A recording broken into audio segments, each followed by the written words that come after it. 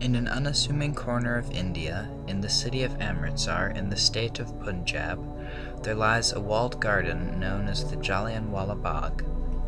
Unbeknownst to many, nearly 100 years ago, this was the site of a bloody and violent event that would lead to the end of British power in India. On April 10th, 1919, a mob rampaged through Amritsar, burning banks and killing 3 European men and 1 woman.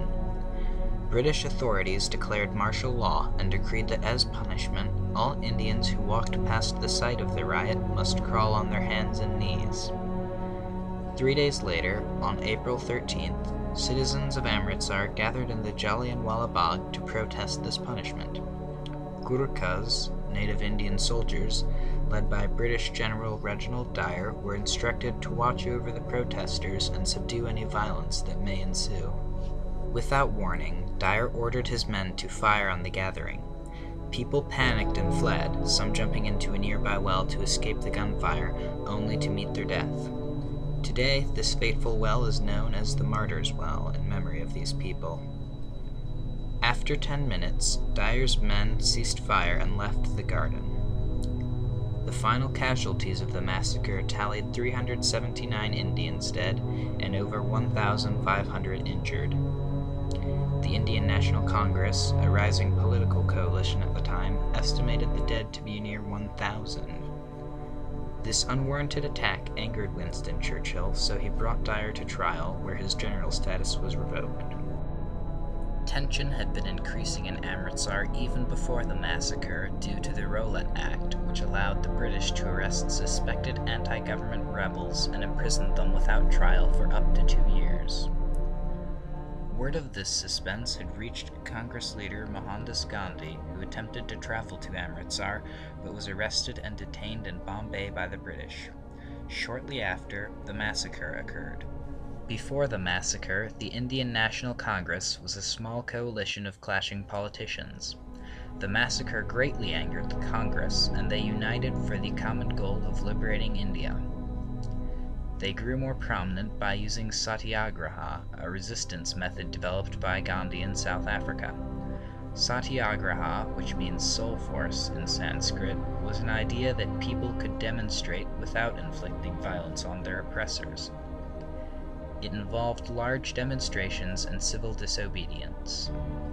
Gandhi and party leader Motilal Nehru agreed that this tactic should be used in India's revolution. Unfortunately, in 1922, Gandhi was arrested due to his revolutionary position and incarcerated for 2 years. During Gandhi's imprisonment, the Congress instituted demonstrations to gain the trust of the Indian populace. When Gandhi was released, he wisely stayed out of politics for 5 years.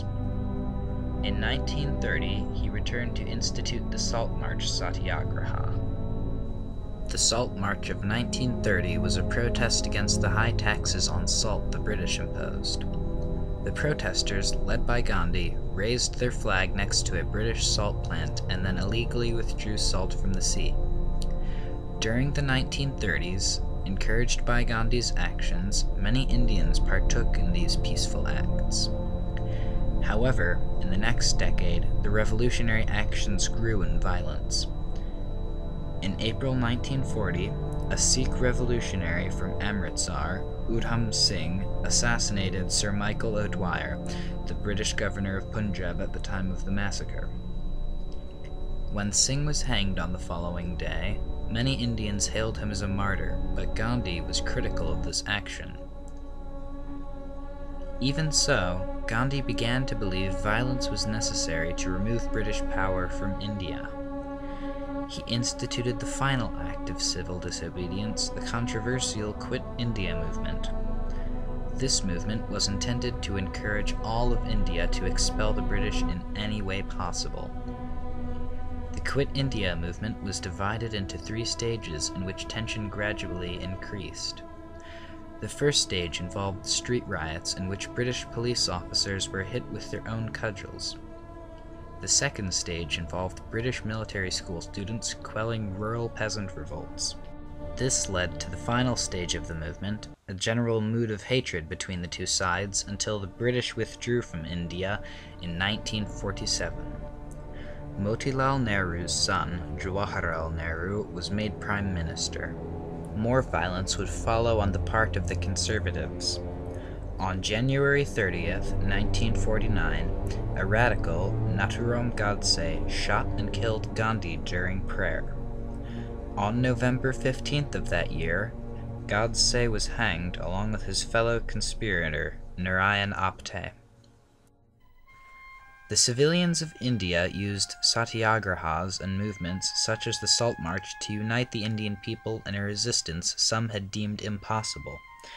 The Amritsar Massacre, though bloody and oppressive, helped drive the Indian National Congress to their goal of liberating India from Britain.